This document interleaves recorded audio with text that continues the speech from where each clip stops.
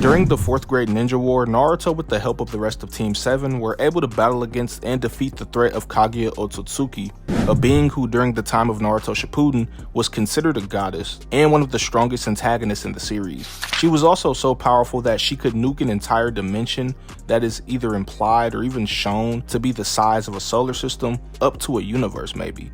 But what would happen if the Soul Reaper Ichigo Kurosaki were to find his way in the Narutoverse and had to battle against Kaguya for the fate of the ninja world? Well, in today's video, that's exactly what I'm going to be discussing. So before the video starts, please don't forget to leave a like, subscribe, and comment to help me and the channel. I'd really appreciate it. And for this video, I'll have Ichigo replace either Naruto or Sasuke. It doesn't really matter. And just seeing if he could weaken her to the point where they are able to seal her. And with all that being said, let's discuss Kaguya and see exactly what Ichigo is up against. Kaguya's scaling is actually pretty straightforward, all things considered. During her battle with Team 7, she creates an expansive truth-seeking orb that is so large in size that it was going to destroy her entire dimension. From what we know about Kaguya's dimensions, we see that it has a day and night cycle, and one of them even houses a sun and moon within it. And because Kaguya was going to destroy the entire dimension, this would make Kaguya's AP at the lowest star level, as she was able to produce a truth-seeking orb of this magnitude with her own power, and even got an exponential increase to her stats after making it. Or you could say that this feat is solar system level as a mid-ball, since outer space exists within her dimensions, and she would be able to destroy the entire thing. Kakashi also notes that if the truth-seeking orb were to get too big, then they wouldn't be able to return back to the dimension as a whole, meaning that it would have encompassed and destroyed the entire thing. Kaguya's dimensions are also referred to as time spaces multiple times as well. In the original Japanese kanji, it uses jiku, and Obito, someone who is very familiar with how dimensions work, also calls it a time space. And then there's the databook statement of Kaguya's Ome no Manaka, where the side text says that she creates dimensions as she pleases, and how she can forcibly move people to entirely different dimensions on a whim. So if you think that her dimensions not only include the sun and the moon, but has other celestial bodies and also has an observable universe, then you could argue Kaguya being solar system level all the way up to universal. And as for some of the other universal arguments, I'm kind of neutral on if she is or not, or if they're valid, but I'll still discuss this anyway. Starting with the fact that her dimensions are always referenced as space-times or time spaces. This means that Kaguya's dimensions have 3 dimensions of space and 1 temporal dimension of time. This would make Kaguya's dimensions 4D and would make her 4D as well. This can further be emphasized if you use her Ome no Manaka databook statement, where it says that she creates these dimensions as she pleases. And in one of the novels, it said that Kaguya has the power to send people into parallel universes, those of which that she made. So with all this being said, Kaguya has scaling that ranges from star level all the way to universal, but you all can interpret and use these however you wish. But now that I've gone over Kaguya's AP, let's talk about her speed. The simplest way to scale her speed is to just upscale her from Madara's Light Fang ability. This jutsu allows Madara to fire a light beam from his mouth at, you guessed it, the speed of light. The databook description of the move also says that it emits a beam of light and moves at the speed of light itself, and Naruto was barely able to dodge it while being face to face with Madara. People don't think that this is light speed, even though the databook states it, and the way it's portrayed, especially in the anime, makes it valid. People say that it's because of Madara swinging his head, but this doesn't really make sense. Madara swinging his head doesn't increase or decrease the velocity of the beam, and he swung his head because he was trying to cut Naruto's head off, which he would need to do. Otherwise, if he just had the beam pierce him normally, it would just do that, pierce him. That's it. Many people usually disagree with this though, because they just don't want or think Naruto is at this level of speed, but it's just shown that he is, and personal biases aren't a factor when power scaling, so just invalid. But to continue, Kaguya appears and is said many different times to not only be stronger and faster than Madara, but also has way more chakra than he does.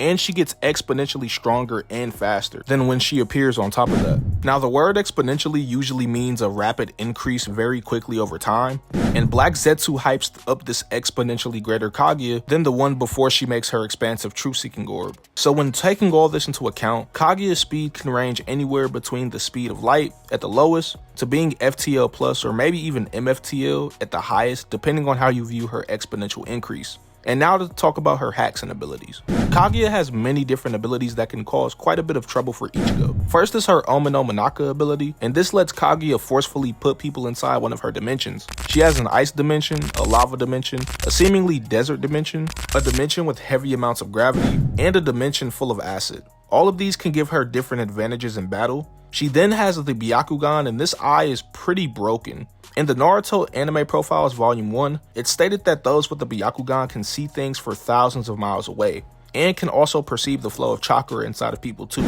It even has a 360-degree field of vision, and can sense things for up to 50 meters around the user, making it difficult to get the jump on them. And she also has access to the Rinne Sharingan. This gives Kaguya all of the abilities of the 6 Paths of Pain, like forcefully pulling and pushing the opponent, being able to turn her body into weapons and mechanized parts, summoning animals like the 3-headed dog that continuously regens the more damage it takes, and the bird, and can absorb any attack into a bottomless, empty abyss, and can steal the souls of others. She can also use the Rinnegan rods to trap and subdue her opponent, and also has her all-killing Ash Bone, which when making contact with someone, instantly disintegrates them and turns them into dust, and they aren't able to be healed once they're hit with them. Not to mention her having Black Zetsu on her, so he would be able to help Kaguya and give her intel and advice during the battle. And yes, I know Black Zetsu isn't a hacks or ability, but he is bound to Kaguya, so I have to include him.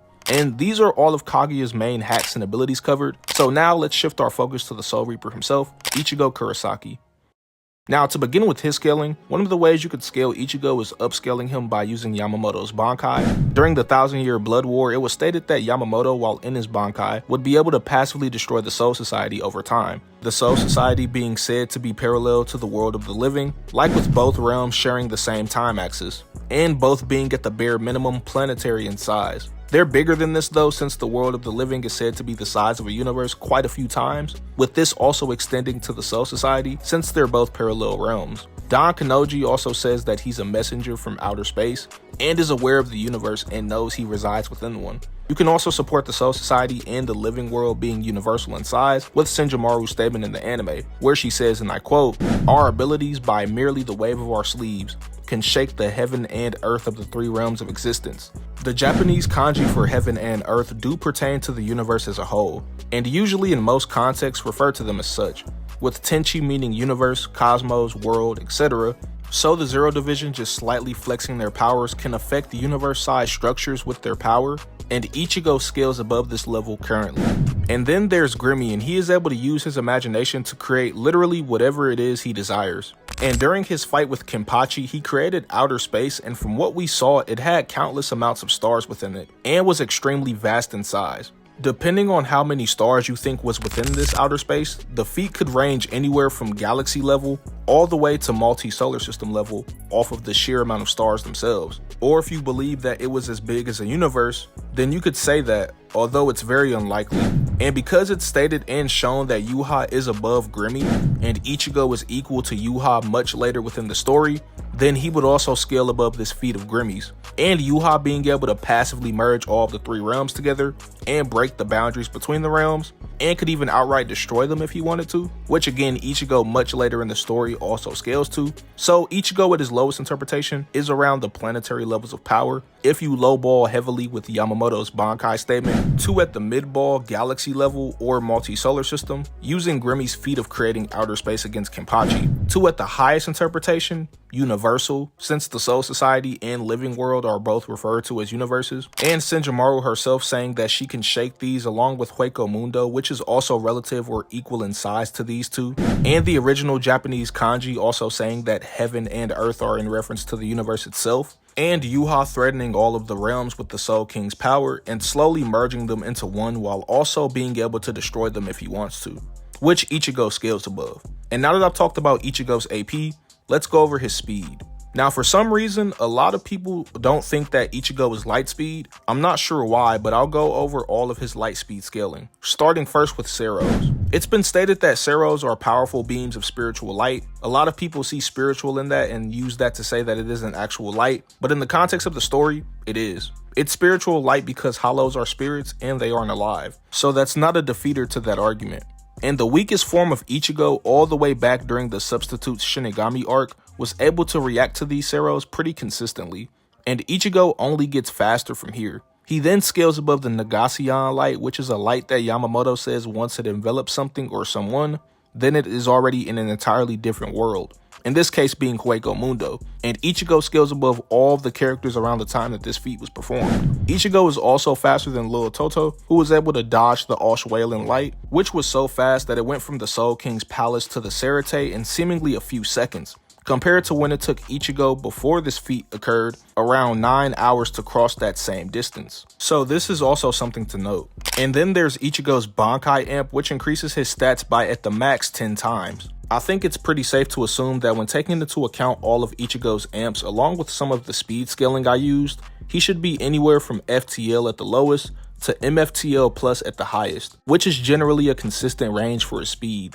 And now let's talk about his hacks and abilities. Now, Ichigo has many different stuff to talk about, but I mainly want to go over his 1000-year Blood War stuff, since this is where some of his strongest abilities are. First, there's Ichigo's Horn of Salvation, and this form is pretty unique in what it can do.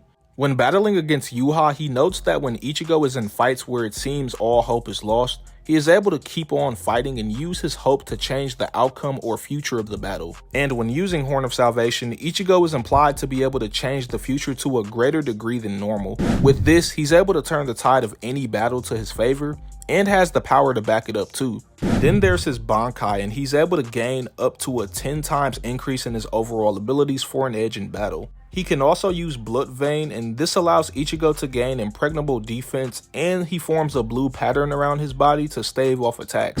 He also has the offensive version of this ability called Blue Artery, and this is the offensive form of Blue that allows Ichigo to channel spirit particles within his body, and is said to have an increase that rivals Bankai, meaning Ichigo could possibly increase his attack power by up to 20 times. And Ichigo has his various Getsuga moves like Getsuga Tensho and Getsuga Jujisho to help with range if necessary. Now, as I said, Ichigo has a lot more hacks and abilities, but I want to keep this pertained to 1000-year Blood War stuff, as this is similar to Naruto's situation since it's near the end of the manga, and I don't want to go past that. So I'll leave it here. And with everything that I laid out, could Ichigo defeat Kaguya? Well, I think it could go either way. We know that Kaguya is immortal and cannot be killed by conventional means, just like Yuha was. The only way to defeat Kaguya in this instance is to seal her, and Ichigo by himself wouldn't be able to seal Kaguya.